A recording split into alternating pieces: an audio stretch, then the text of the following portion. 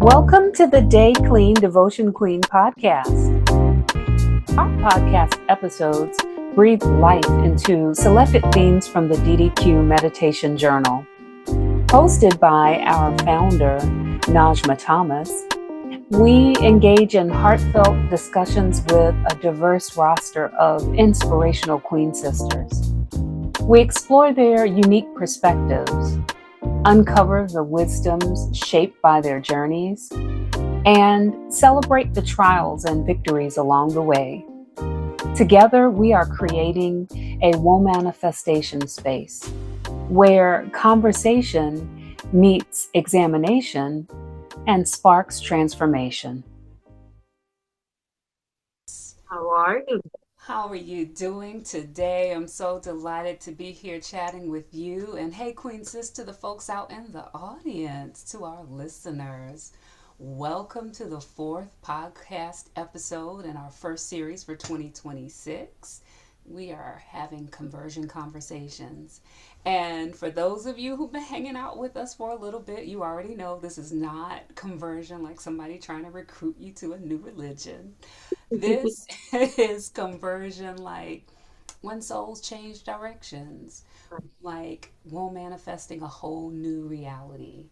And this season is for women who left old versions of themselves and walked straight into who they were meant to be for such a time as this.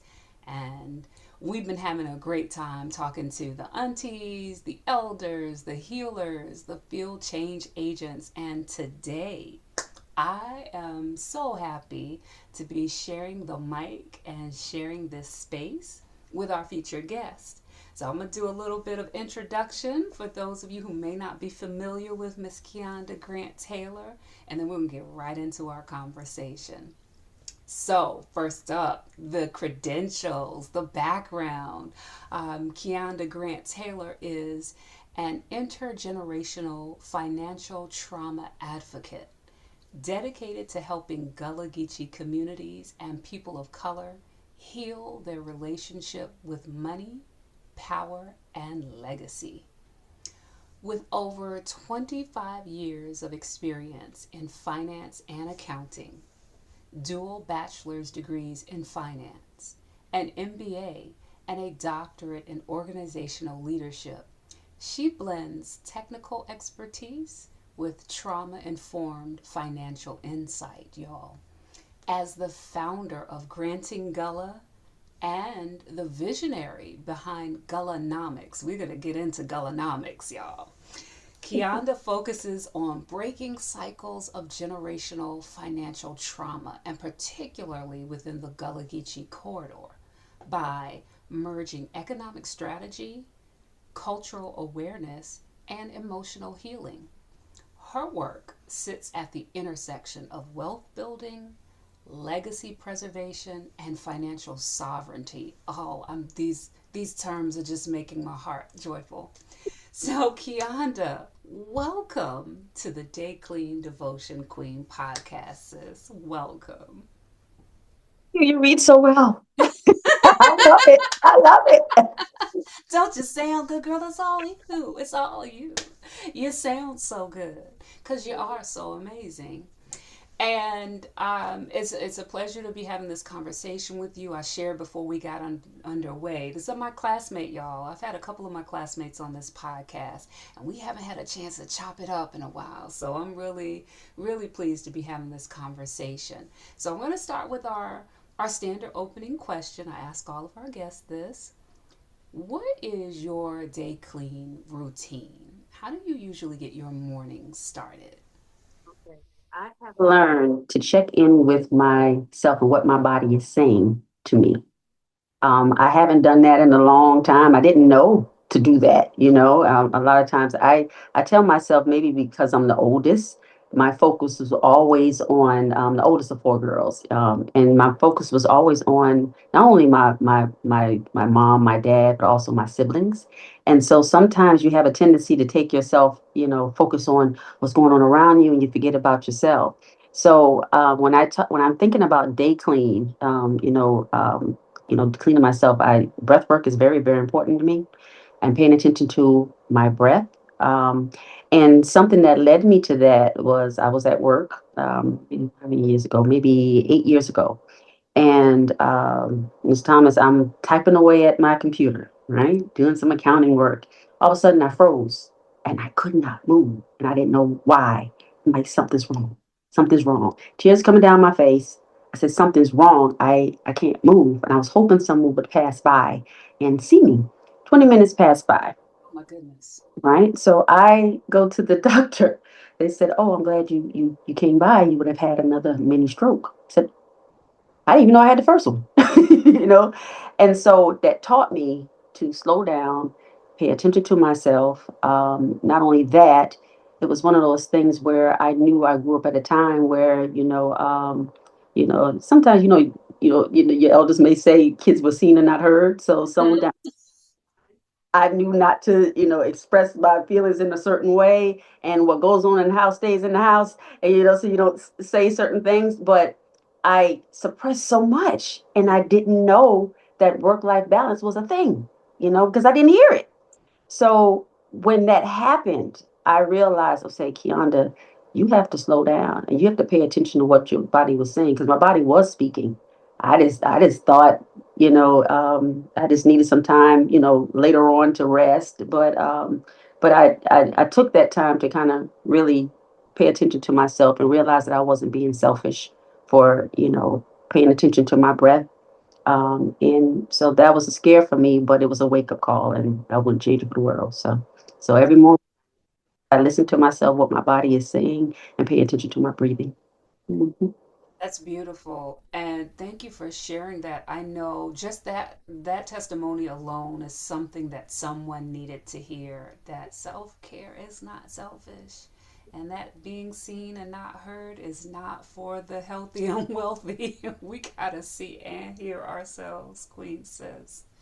My goodness, I'm so glad you checked in and you check in every day clean now. Yeah, yeah, that's beautiful. Let me ask you a little bit about where you are right now. So you've held positions, high-powered financial institutions, academic spaces, all the things. And recently you made some major changes in your professional role. So when people meet Keonda now, who are they meeting?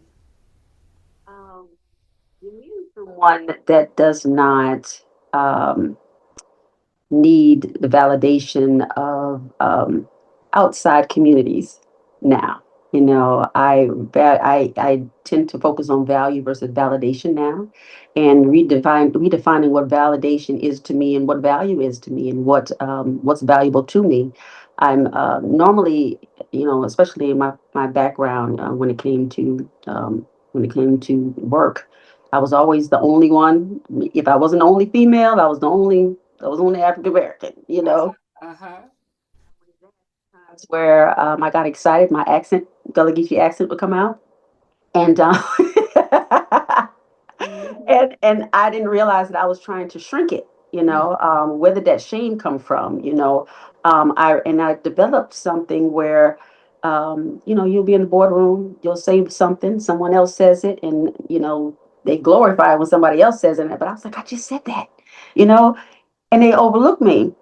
And so I didn't know what this feeling was coming over me. And then I learned later on, I developed a sense of financial, how can I say it, imposter syndrome, of some sort. And a feeling like I didn't belong, but I didn't know where that was coming from. So I learned to pay attention to systems and redefined what that meant to me. And I said, I'm not going to measure my Black success by a white measuring stick. Come on. And I try to tell people that sometimes subconsciously we may be um, groomed to a world to believe that maybe African Americans are bad with money, but they never told us who designed the choices. They never really asked. So I decided to really focus on financial trauma because I didn't realize I was doing it, nor that I had it and where it developed from. And sometimes when you're the first in your family to do certain things, you don't have a blueprint. And I realized when I was in an investment banking firm, I was once again the only African American woman, but there were two Asian guys, or two Asians from India, two Asians from China, and then there was one lesbian Caucasian woman. And I never forget, Ms. Thomas, when they said, I need to call you Dr. Thomas. I like that better. I never forget. That was a great idea. Whatever idea we came up with. Um, I'm going to get 50,000 from my mom, and the other one said I'm gonna get 50,000 from my dad. Another one said I'm gonna go get 30,000. Can you ask your dad for $40,000 for the first time in my life? So you laughing already because you know. Okay. In my life, something came over me like, who? It's my daddy for that. And even if he does have it, he has other kids. I can do that. And that's when I realized we may have the same degrees, Dr. Thomas, but we didn't have the same experiences. Okay. And that stuck with me. That stuck with me. And it made me study even more of what that feeling was and who else in my community may have been feeling that. And so that opened my eyes and realized there's more to just working, that I wasn't financially broken. I was just trained to survive in a system that needed my labor, my land, and my silence. You know, to get ahead. And so that alone said, okay, God, I get it. Where you put me at is bigger than what I thought, because I started off as a music major. Okay, I love theater arts. I love music. I love singing, dancing, and acting. But while I was in my undergrad, I heard something say study finance, and I was like, why? I like math, but not like that. And tell you the truth, it wasn't until I had those experiences and I moved back home till I realized what was calling me. Yeah. Mhm. Oh, there is so much beauty in that response, and I can't pick apart the whole thing, but I want to focus a little bit on what you opened with and what you closed with. Validation versus value. External validation versus internal value. All of that for us right now, okay? And coming home and being able to sort of uncover that. And then what's required of the system? It needs all of your labor and all of your talents, and it needs you to be quiet. Just that right there is just so remarkable. Just to ground this conversation, and I am sure that folks are listening, thinking, yes, that I have had that experience too, Dr. Grant-Taylor. I too, I know exactly what you're talking about. So you came home, and we all have memories of home when we left to go to get the degrees and the jobs and the things. How does home, especially Gullah Geechee home, hold you differently now than when you were here as a younger person? That was so funny. When I was 18, I remember saying, at 18, you think in the 40s, that's old. And I remember saying at 18, I said, yeah, I'm going to leave. I'm going to get my education and I'm going to come back around 40. Because I thought maybe 40 was retirement or something, right? Should be. Didn't realize that I really was coming back in my 40s. Forgot I totally said that. But I remember wanting to study something that at the time, our culture didn't have, when it came to performing arts or finance or investment banking, stuff that I wanted to learn. I knew I had to take that step and courage to leave and go outside of my hometown, right? And so, I've been really blessed to be in certain, internships and places that I've worked and had run into great mentors that were able to pull me aside and give me some advice. And it wasn't until my mom passed away, 6 years ago, and it was right before COVID. And you start realizing, when COVID happened, certain systems started revealing itself, especially financial systems started revealing itself, right? And so I realized, when you don't have access to money, not just me per se, but people that look like me, decisions that we make out of stress or the decisions we make out of fear And I started noticing a lot of us had some shame around money. We had some fear around money. There's so many emotions, and I really took neuroscience to heart at that moment, and started realizing financial, behavior management, behavior finance, and why we were experiencing certain emotions that, other ethnicities didn't, experience, or they didn't experience as much as we did. So having that experience, you started seeing how systems work, and we all know those systems are a collection of like interdependent parts that come together so we can achieve a goal. And then I started focusing on economics even more, especially neuroeconomics and, goods and services. Where did they come from? And not only that, it led me to the history of the Black dollar. Mm. Right? Yeah. Yeah. And how it all started, and where it started. And because when COVID going on, you can't, you not can't work. So and I'm a researcher at heart, so I learned so much, and you start listening to yourself. You start realizing how even Wall Street came about, how the banks came about, investment banking came about, insurance companies came about, and what money and what labor that was able to compound off of that money, and it led me back to home. You start looking at plantations, and um, and a lot of us were insured. Great great great grandmama was insured. Great great grandfather was insured, and when we passed away, we didn't get that money. That went to massa. Somebody else's generational wealth building. Generational wealth, and we didn't see it.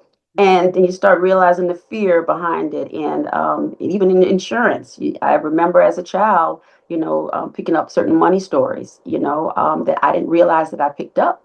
One in particular where my granddaddy would say, "Oh, the insurance man is coming. Go hide. Go hide. Go close the door." Now, and I'm still young. I don't know what insurance is. I may be 6 years old. I don't know what that is, but I knew to be afraid of it. Mm. Of some sort, and that stayed with me. And you start to think about, Dr. Thomas, how many of us have certain money stores or money scripts in the back of our head that hinder us from making certain financial decisions.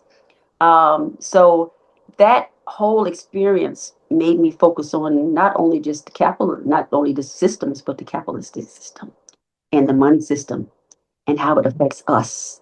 And in any system, it like it's designed to achieve the goal, but to whose goal? you know I was a part of the goal. Was the goal was the goal designed to help somebody that looked like me? you Right. know Right. and not only that, I started seeing during COVID, some people flexing their money to to each other. I'm like, hold on now. um, be careful with that, because you'll start developing some type of, you're feeling like you don't belong if someone else has money and you don't, or, everyone is different points on the same line. And you start realizing how the capitalist system works. And something that stood out to me was, we tend to flex on each other, but we won't ever flex on who allowed us to get that money, because they have certain ways to remind you who gave you that opportunity in the first place. you know and that too is a part of, the financial hurt that we put on each other, not realizing that we're doing it.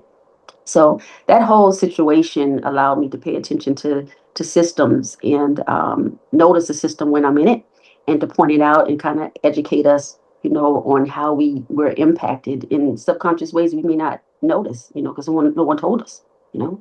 Absolutely. It's so remarkable what came out of COVID, what came out of the pandemic, according to many, that the space, to have that space and time to think, to ponder, to consider, to research, to design, to craft things outside of systems, and then go back in and start to transform systems. A lot happened in COVID that is not documented. That's coming out now really remarkably. Yes. Yeah, yeah. Shout out to the pandemic. Um, you talked about, these stories, these money stories. Like, I want you to expand a little bit about that. When you talk about culturally relevant economics or Gullahnomics and all of these things that you've crafted, first of all, what compelled you to create Gullahnomics? What is it, and what compelled you? When I really got heavy into neuroscience and neurofinance and neuroeconomics, I noticed that sometimes us, African Americans or a Gullah Geechee, but it was hard for like certain clients I may have. Um, it was hard for us to have an emotional connection to money or getting insurance or investing because we kind of somewhere down the line we didn't believe that it would work for us. And I tried to figure out what is stopping us, you know? So most of it, especially when it comes to Gullahnomics, I have a tendency, I go around and I would interview people along the Gullah Geechee corridor or people within the Gullah Geechee corridor and ask them question, what was your money story? Especially because when we're Gullah, we're storytellers, you know? Yes, absolutely. Somewhere down the line, we may have picked up something, that maybe hindering us in our decision making. And when I noticed that, 3 parts of the brain, the three parts of the brain, we got the cerebellum in the back, and whatever information comes in our psyche is sitting there. But it's that middle part of the brain, the limbic system, that's attached that the emotions behind it. And if we're not aware of what emotions are in there, it's hard for us to come to the prefrontal cortex and make those decisions because there's a lot of fear there. There's a lot of shame there. There's a lot of pointing fingers there, that may get in the way of us making certain financial decisions.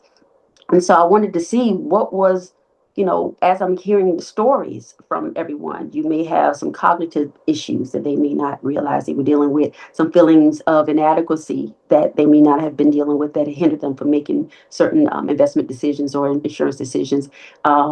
Difficulty with relationships, because, if you don't tackle that, sometimes you can bring that home. Bring that home.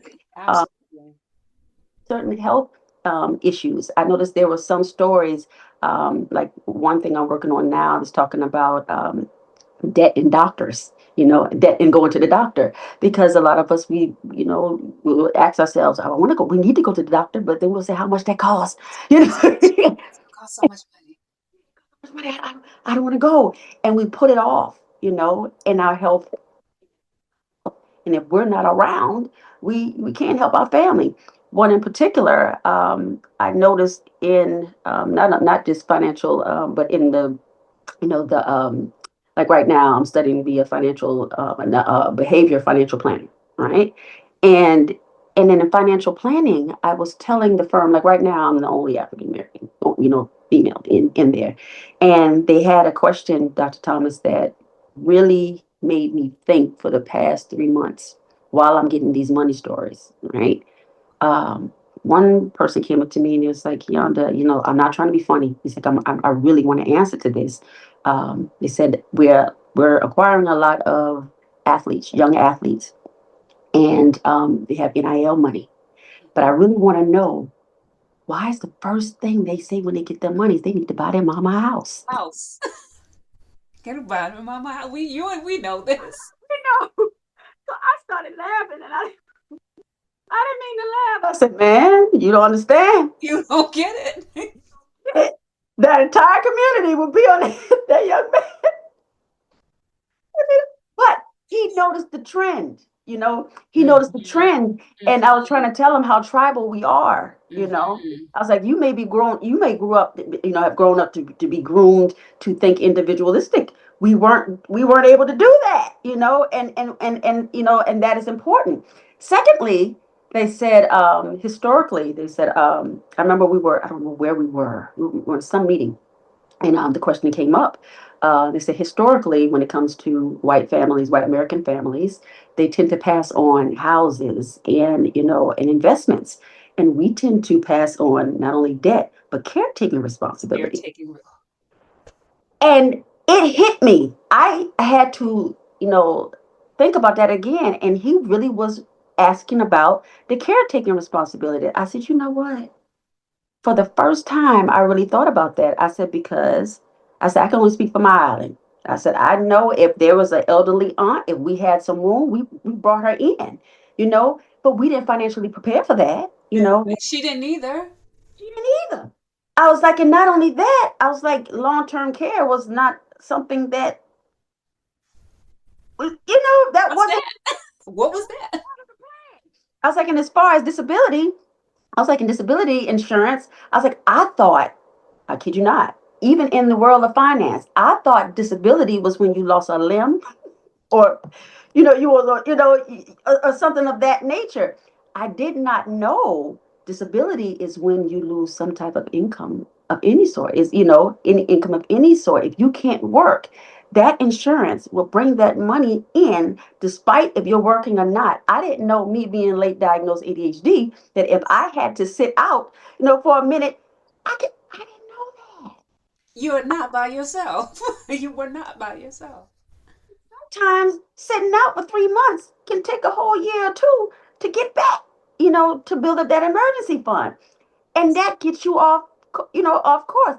But if you're not a target market when it comes to financial planning, you don't know what you don't know. Hmm. And so you start seeing things. And then they would ask, I kid you not, when last October, unfortunately, when we had that unfortunate situation on St. Helena Island. Of course, when I got to work, they were like, Keonda, isn't that the island you're from? I was like, yes. What happened? Why are there certain situations where there are GoFundMe, situations? And of course, you don't, first of all, you don't even want to have that conversation. No, Okay, you do not want to have that conversation at work. at work, and you're already grieving because you're like, gosh, my city's all over the news. It's national. I was like, I don't want that to be, think that's the representation of my city.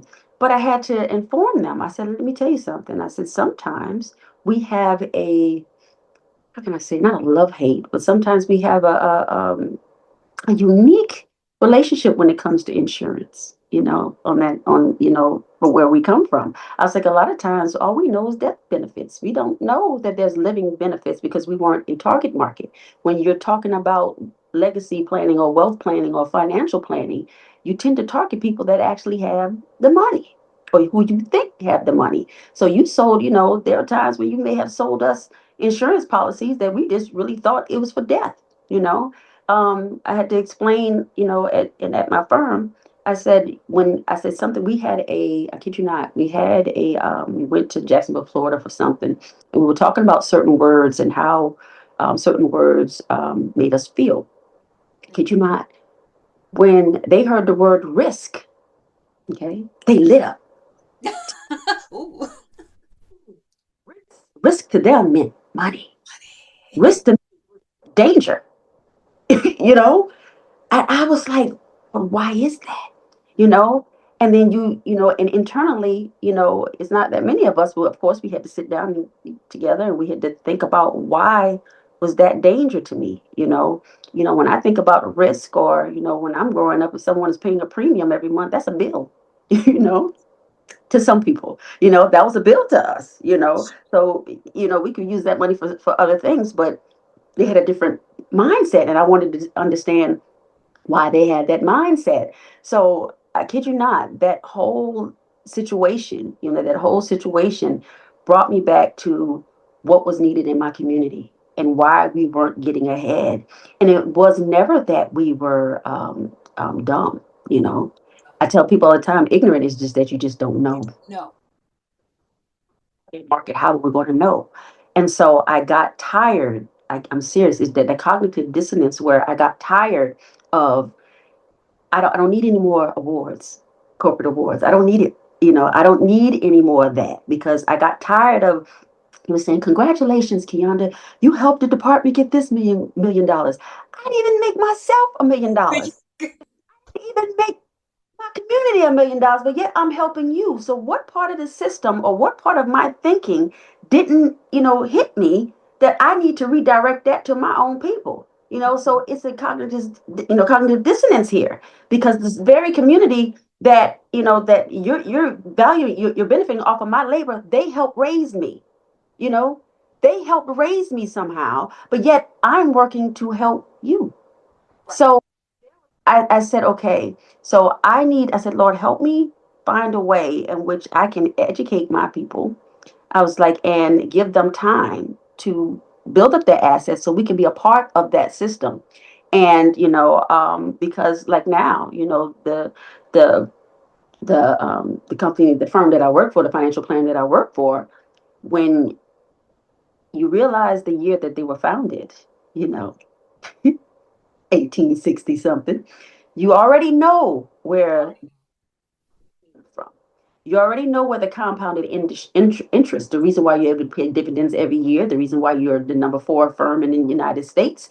You know why they are able to stay there, because you know where that money was from, and you know the systems that were put in place to allow you to stay number four, within the top five. But you weren't targeting the very people that were the assets, the Yeah. underlying assets that allowed you to stay in that place. So the cognitive dissonance was there, and I have no problem with letting them know now. I knew I grew because I have no problem with educating you why you are there.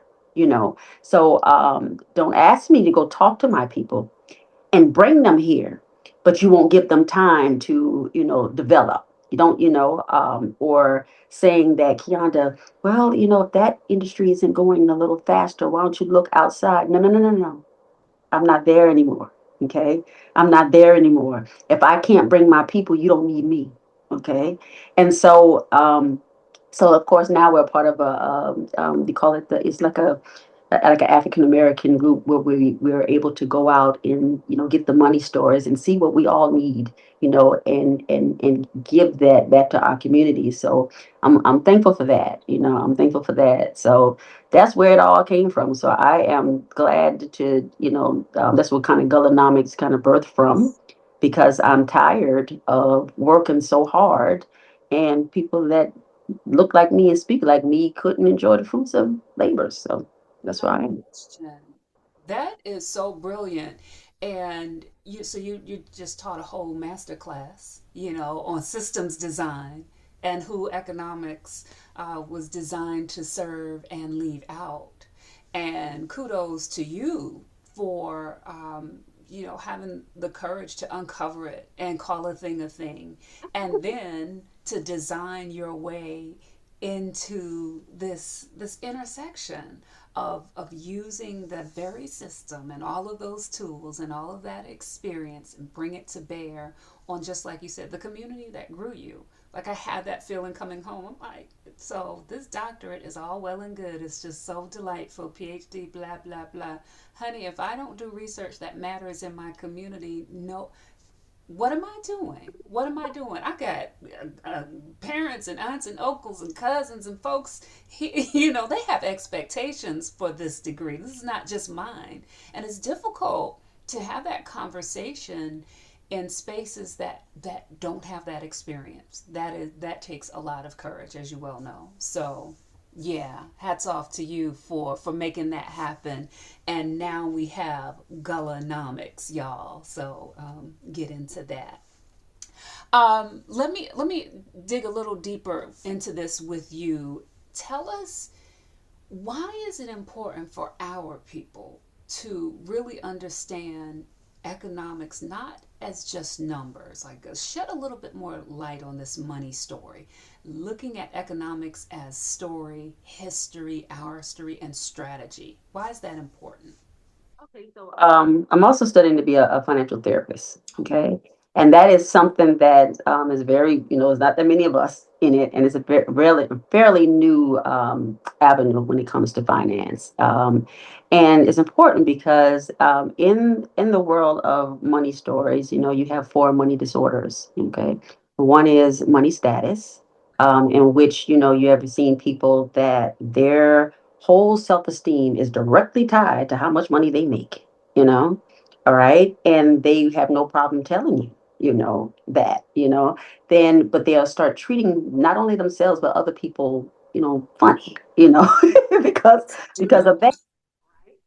Then you have money status, you have money worship. There are some people that really believe they can buy their way into anything. As long as I have money, how much does it cost? Okay, do what I need to do. If I'm paying you this, you should be able to do this. You know what I'm saying? You have money vigilance. Some people, they have all the money in the world in the bank. All right. All the money in the money bank, but they will not buy themselves a new pair of shoes.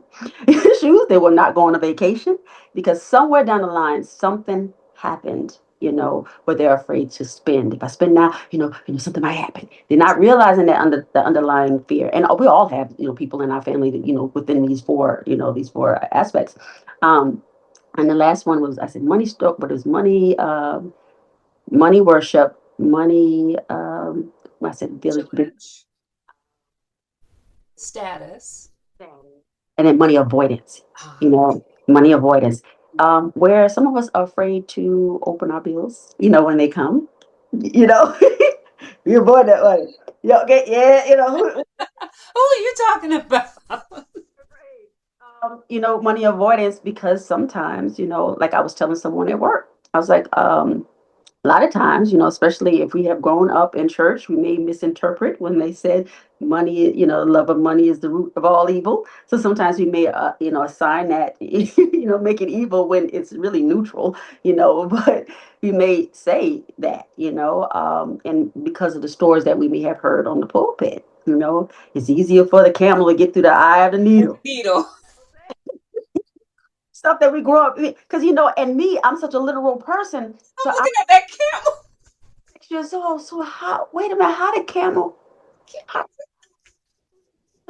so I'm afraid to get, money. And there were times when I'm gonna be honest, I turned down certain jobs because I was afraid if my family knew I made X amount of dollars, they were gonna come at me, wanting this, wanting that, wanting that, wanting that. I was afraid, but not knowing where the fear came from, you Mm, know and all of that, you start not only thinking about the money disorders, that they can develop. You start thinking about like other things that not only shame and guilt that comes with it, but also in neuroscience they talk about dose, dopamine, mm, oxytocin, serotonin, and endorphins. And with dopamine, that's that goal. Once you achieve that goal, that reward. But in finance, if you don't see a financial reward, especially quickly, sometimes it's hard for us to make that decision. Like I said, our emotions get in the way for us to get up here to take action on certain financial products that could really help us or help our generation. The same thing with oxytocin. Well, it may regulate our mood or something, or it makes us feel stable. But if we're not in a financial stable, if we don't think we're in a financial stable position, sometimes it's hard for us to take action once again because we feel like we have to get stable, to do so. The serotonin, where same thing. The confidence. The confidence. Sometimes we don't have that financial confidence because we didn't see someone in our family do that. The endorphins that we feel is our feel good, our feel good, neurotransmitters where that'll give us some type of resilience. Sometimes depression will kick in. We tend to sometimes think that money is not biological, but right now, you say, for example, if my refund check from IRS kicks in, girl, I'm a perk up, I feel a little good. I feel a little good. it's a So good money, time. maybe, the worry might come in, and we don't realize, over time that may drain us. It may drain us and it causes us to think a certain way. That worry kicks in, and that adrenaline, too much adrenaline, that can wear and tear on us, and we're not aware that it is messing with us, biologically. So I just think that's one of those things where being aware of your personal money story, childhood money story, because it comes from childhood, based off of what we may have seen, what our parents may have said, our leaders, people we look up to, our values, and that helps us form decisions, and so that helped me realize that just paying attention to us coming home first.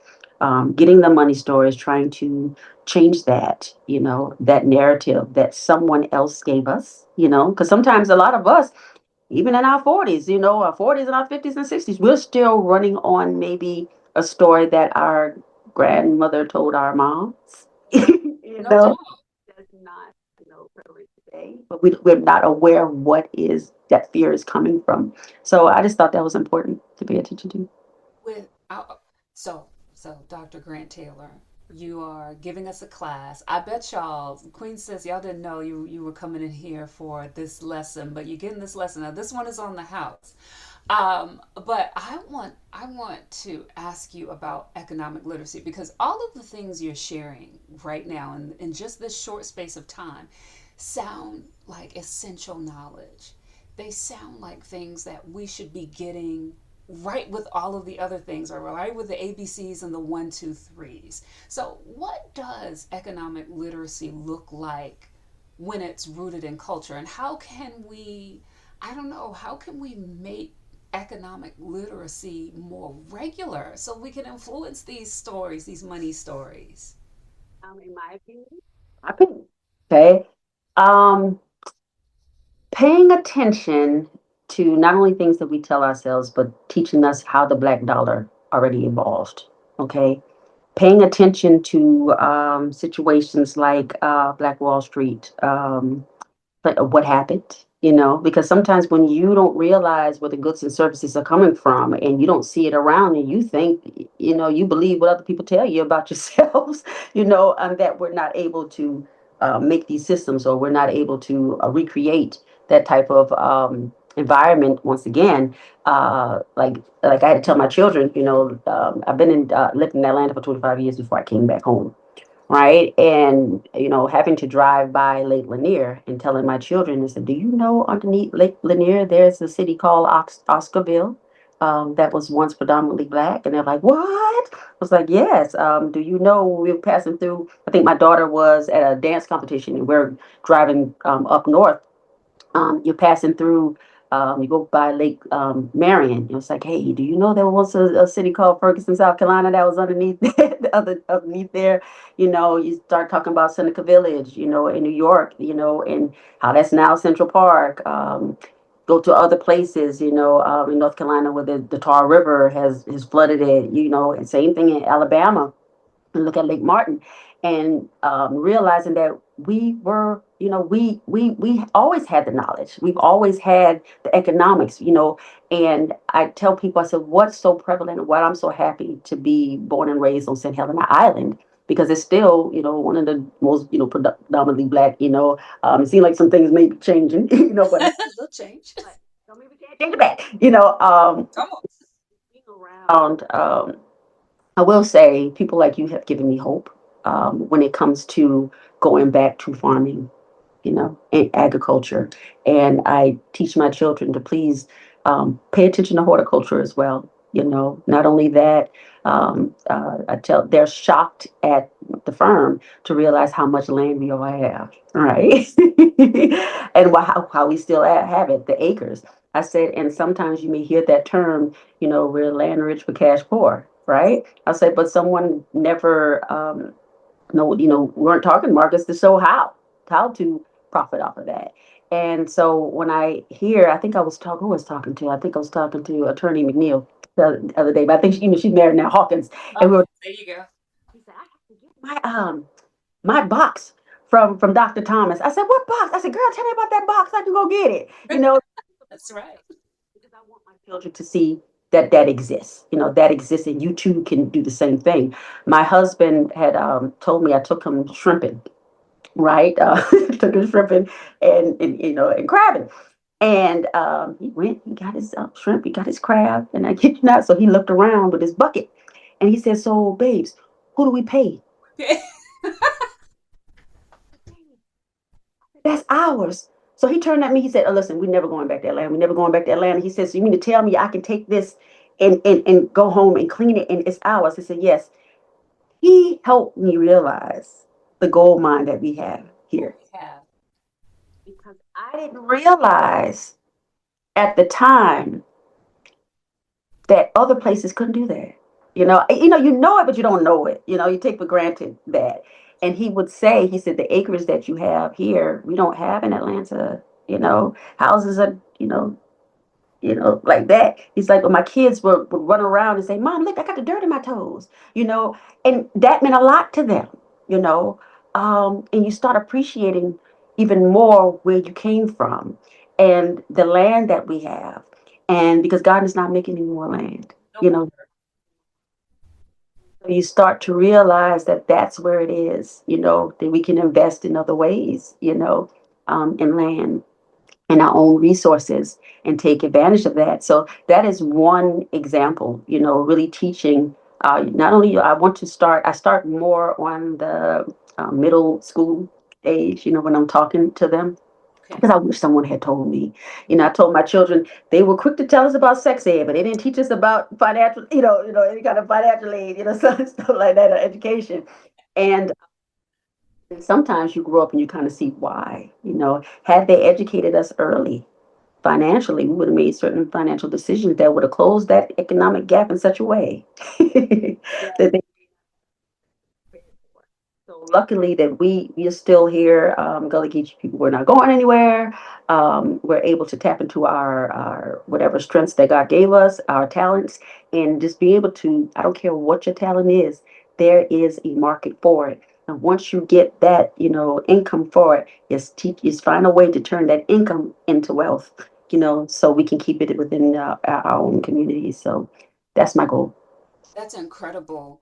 And what I got from a bit of your response is that we can use our stories, the stories passed down from our elders and their lived experiences to change these money stories, right? Like it's a double ed. It's all in the storytelling. It's all in the storytelling. That's incredible.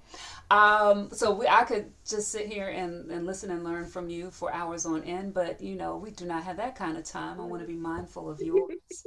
But so let me get to wrap up. Just one more section here before we close. Truth telling, courage, and unlearning. Doc, you have chosen a path that isn't always rewarded by the traditional prestige systems. You talked about those awards. What has truth telling cost you and what has it given back?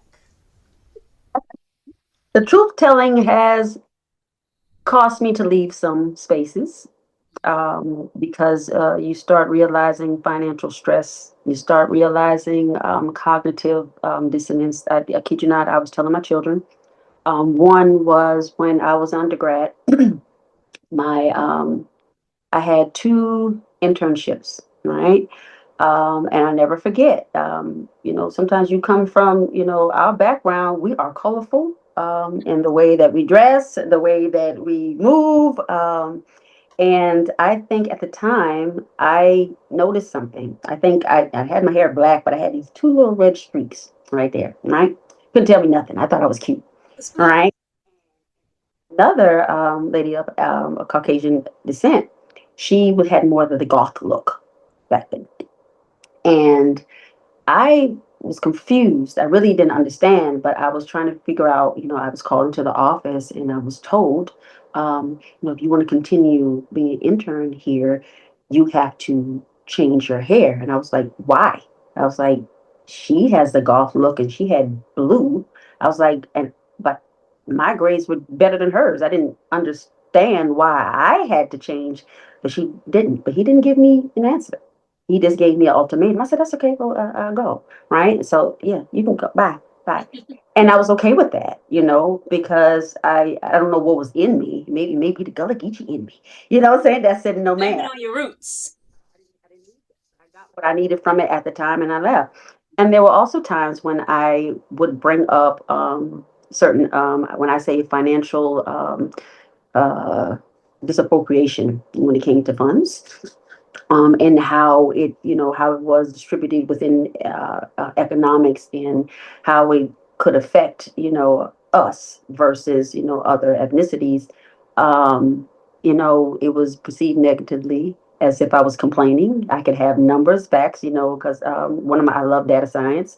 And I would bring some, I'm always going to bring some type of numbers, some type of facts, statistics, and using their history. I didn't write the history books, you guys did. So when I bring what they said, in their history books that they chose to teach us, and I elaborate on that and I make some type of sense, they would be uneasy. I was like, well, think about how uneasy we have been for years, but I'm not trying to make a thing of it. I'm just saying, if you want our wealth, the black labor white white wealth. If you want our wealth, and if you work any kind of labor, I'm gonna need for you to acknowledge that, and acknowledge that pain, or pay some type of attention to that. And so sometimes I was perceived too radical for some places, and which is fine, which is fine. But it cost me in that way. But then it opened other doors where I realized that I wasn't alone, and there were some people that were saying thank you for expressing what I could not express. And that's when I knew that in some way, there was a higher power that was leading me in a way that I didn't know that I was being called in. So that has cost me, some things, but just like many people that have been, that paved the way for me to allow me to even say what I'm saying.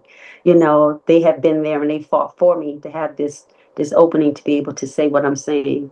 And so I pay homage to them, to allow me to do what I do. And if it costs something, it costs something. I look at it as an investment, for someone else. If I don't even benefit from it, at least I can open the door like someone opened the door for me. And that perspective makes all the difference because it can be cost or it can be an investment. It just depends on your perspective. Oh, that's brilliant. And it shows this just divine alignment. I firmly believe we are in a time of divine alignment for those of us who are so willing to see it. So I want to close with a couple of questions about that. What are you building right now that brings you the most joy or feels the most aligned for you? Brings me most joy and feels most of, I honestly, being back home and to hear, you don't understand the stories, the money stories that I get from people back home. I realized I was never alone all the time. It just was something that we just never talked about. Money was something that we never talked about. Our feelings was nothing that, something we didn't talk about. What I'm so glad for in this space and in this time, that we're taking mental health much more seriously than we did prior.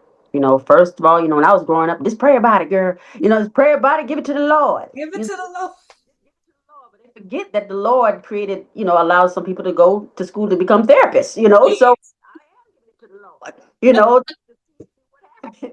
know. So because you can't repeat the same thing over and over and expect different results. So we have to do something different and have the courage to do so. And so that has, opened up, and it's given me much joy that I'm able to speak, and especially our generation now, realizing that I was never alone. We're in a space where, we all can talk about things now, and realizing that maybe we might be the elders now, the God, young, no, we're the elders now. it's us. Y'all listen, That's right. and not only that, just our generation being the sandwich generation, where we're in between, taking care of our parents as well as our adult children, and no one financially prepared us for that, mentally or financial, to do that. So having to figure that out, is a struggle, but I think we're tough enough to handle it. So I'm just thankful for that, the Most High is using us in some type of way to, fix what was broken and to have the courage to call it out. Yeah. Oh, that's so encouraging to me as well to know we're not alone. And yeah, we're in the sandwich generation. And even if we are not tough enough, it's enough of us around us to help us weather this. We got a real great collective. And that's just so deeply encouraging to me. So, Dr. Grant Taylor, you have dropped all kinds of jewels, knowledge for the people. If you could leave our listeners with one economic truth for this season, especially for those who are thinking about a major change in course, what would that one truth be? I think that one truth would be, once again, to not flex on each other, when it comes to our assets or our money, because we are all in this together, whether you want to believe it or not, because there is a system that will remind you somewhere down the line of who allowed you to be in that place. There are plenty of millionaires out there that they can say, but so much. You know what I'm saying? But so much before a system will remind you of who you really are in their eyes. So I would challenge all of us to not measure our success by white America's measuring stick once again, and to really take neuroscience serious and pay attention to your mental health and the emotions that are around money so you can change that so you can make better financial decisions. Oh, brilliant. So I know everyone listening now wants to know how they can connect with you and get some guidance or some therapy and all of the things. How can our listeners learn about what you're working on and get connected with you? Drop the context. Okay, well, you can also go to Gullahnomics.org. That is something that's the website you can go to. My number's on there. You can email me. We can talk because I love to hear money stories. And like I tell people, although I am licensed, in insurance, and licensed when it comes to securities, that is not my focus. I don't care where you go. I just care that you get the information to go to do it so you can change. Help your family. But my main goal here is to not talk about financial education, but also wealth education. There's a difference. Financial education is income and expenses. Education is assets, liabilities, and equity. And so just to have that conversation and make it just normal when it comes to our community, because I'm a firm believer if every one of us has some type of insurance policy, the death rate will go down because you won't be getting a lot of shootings and killings because those insurance companies know they have to pay and they'll go after these police departments for that. So just have something in place, because reparations may not come any other way. But if all of our families have at least something, we can leave that to the next generation. Not only that, teach them so we can be our own bank, once again, so we don't have to depend on other ethnicities to take care of us. I love it. That's a beautiful way to close.